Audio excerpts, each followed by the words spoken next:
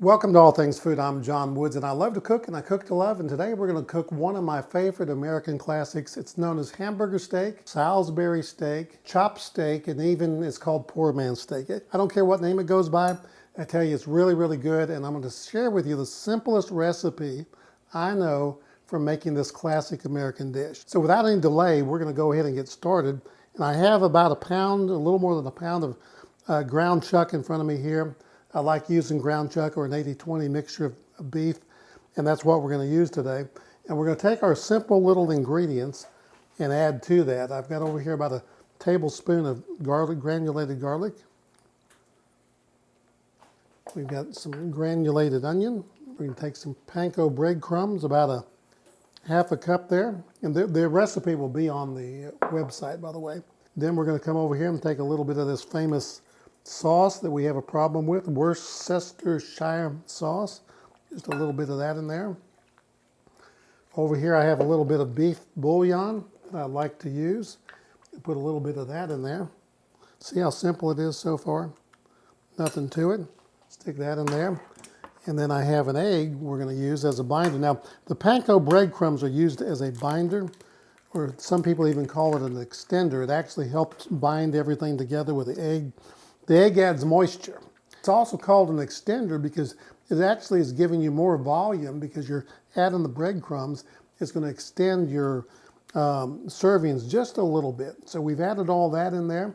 And then I always like to do the old-fashioned thing, add about a fourth of a cup of milk.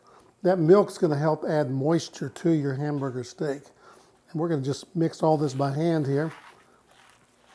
Patties, how do we want to form those? You can form, and don't overwork the meat, by the way. Just get it all mixed in there real good because your hands are warm. You don't want to break down the fat in the meat.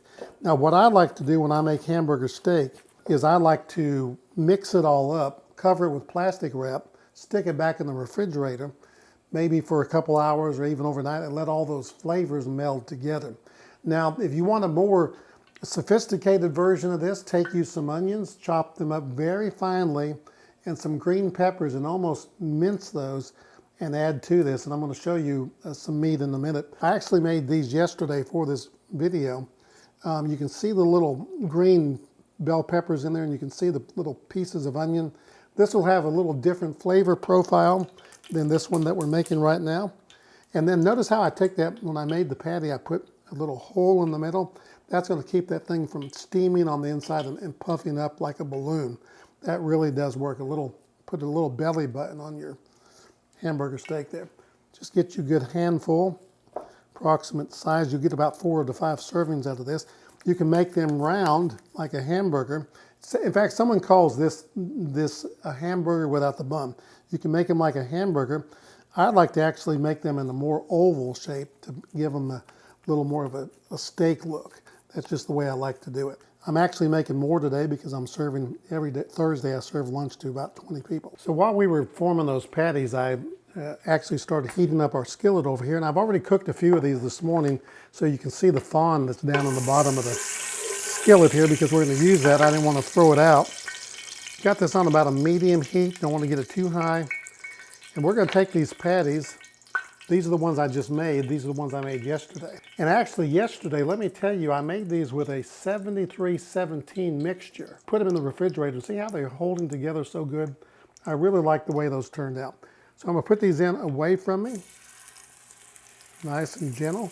So all we're gonna do is brown these. We're not gonna cook them all the way through. We're just gonna get these browned on each side. Keep an eye on it. Watch your heat. Always watch your heat. They cooked a couple, 2 or 3 minutes. Just take a peek at them, and when they're brown, just gently flip them over. And see, the belly button works. You know, if you don't have that little indentation in the middle of those, they're going to puff up just like a toad, and it does affect the cooking of them. Be sure to subscribe to the channel. I bring you great recipes like this every day. Hit the like button down there. Tell all your friends about the channel. And remember, this is the channel where we not only love to cook, I'm loving this right now, but we cook to love because I'm going to share this with somebody, and that's going to be my love toward them, and they're going to love eating it. So let those cook another minute or two. I'm going to go ahead and pull these out. They look like they're pretty brown on each side. And you notice these are the ones I did earlier today, and I already set those aside. Since I'm cooking for a larger group, I went ahead and got a head start on things. Poured off all that excess grease, and I left a little bit in the bottom of the pan. We're going to take these onions, throw them in there and saute them for just a minute or two. These onions are optional. You may want to go with mushrooms. You may not even want to do any of this. You may want to go just with the gravy right away. So we're going to put onions in today. I'm going to go ahead and throw these mushrooms in, cook them down a little bit. If you want to sweat out some of that water, you can put a little salt in, but I'm not going to because I don't want to add any more salt content to this dish. So I'm not going to sweat those out and just let them cook a second. I'm going to deglaze this pan just a little bit with my beef broth here. Not a lot, just enough to deglaze. So you can smell that flavor coming right off the bottom of the pan. So we're going to try to break all that fond loose down there because that's going to add a lot of flavor to our gravy. So far, there's nothing been difficult about this dish. And I'll tell you what it is. This is one of my favorites. I say that about everything, but I just like them all. Anyway, we got all that in there. I'm going to add a little bit more fat because I'm going to make a roux over here. So I'm going to add in a little bit of butter so I can make a roux. That roux is going to thicken my gravy. So we're going to add that in. And we have about maybe not quite a fourth a cup of all-purpose flour there. That's going to be our roux. Used to make our roux. We're going to put it in here, cook it down until the flour taste gets out of it. Then we're going to slowly add our beef stock. Now this is room temperature beef stock. You want it to be room temperature. You don't want it to be hot because if it's hot when you put it in there, it will mess up your roux. It'll clump it up. Put a little bit of that flour in, just a little at a time. Stir it in there. It's making kind of a pasty look to it. Okay, I think that's enough. Stir that in. Let's give that about 3 minutes, 2 or 3 minutes. All right, we're going to add our beef stock, a little bit at a time. So I like adding my stock in slowly, and so I can kind of get my sauce the way I want it. I don't want to have too much in there and then have to add more roux to it. We're going to bring that to a boil so we'll know exactly what we have here. Sometimes people will take these patties when they form them in the patties, and they'll dip them in flour, kind of like we do like a chicken marsala or a chicken piccata, and then they'll fry it after they've dipped it into the flour. I've never done that. I've seen it done. If you do that, let me know. If you try it, let me know how it turns out. I'll be interested to try that sometime. Pour the rest of my stock in here. We're going to bring that to a boil.